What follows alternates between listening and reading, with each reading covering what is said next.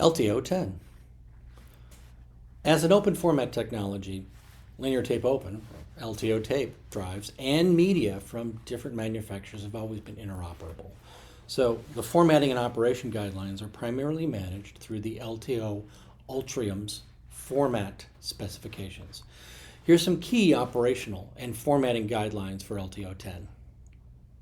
There's going to be no pre-formatting needed. Unlike its predecessor, LTO 9, 10 eliminates the need for a time-consuming pre-formatting or initialization process for new tapes. This is going to be a major change that significantly improves operational efficiency for tape libraries and for restores. And for those in the video biz who woke up this morning with back pain because you sneezed last night, it means you don't have to black your tapes in advance. Good stuff. The tilted head design, kind of like a German Shepherd. The reason the initialization process was ditched is made possible by this whole new tilted head design. It allows for intelligent dynamic head alignment to correctly put all that data on the tape. So how is data written on an LTO-10 tape? Something called linear serpentine recording. There's a fun thing you probably have never heard before. It really means things like guard bands, data bands, and using that format in LTO-10, the read-write head is going to write multiple data tracks in a single pass before reversing direction and writing another set of tracks in the opposite direction. So there's going to be increased track density. LTO-10 writes data on 15,104 tracks.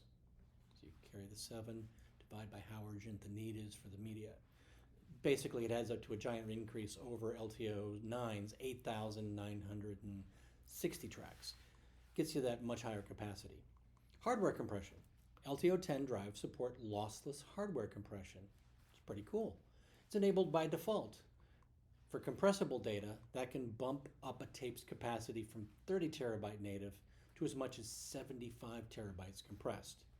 For incompressible data, it passes through without being compressed. So here's the fun thing. Did you know that video streams are already compressed? And what happens when you compressed things? They get bigger. So for that industry, I think we're going to skip that stuff. LTFS support. The linear tape file system, or LTFS, is a standard format supported by LTO 10 drives. It's been around since LTO 5. LTFS makes tape-based data as easy to access as data that's on a disk drive. It allows it to be mounted as a file system with drag and drop functionality.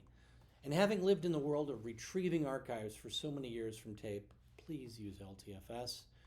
Or I'm going to start with the stories about TAR, LTO3, and nobody wants that mess anywhere. Operational deets. No backward compatibility. LTO-10 drives cannot read or write LTO-9 media. Yep, you heard that right. Huge break from previous LTO generations that have supported some form of backward compatibility, sometimes as much as 2 whole generations back. The change was necessary for the architectural improvements needed to achieve LTO-10's capacity gains. So when it's time to bump up to LTO-10, there's going to be some new and different things to think about, as repacking a whole new library from old libraries might end up being a time saver. And, we know that time is money. So, cartridge handling.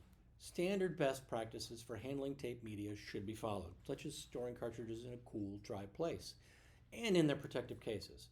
Proper handling prevents damage and preserves data integrity. LTO tapes are one of the longest lasting modern storage media methods out there. But like my parents told me, if you don't take care of your things and you leave them out, they're going to get ruined. So follow the guidelines for media storage, and you can get 30 years of storage on LTO.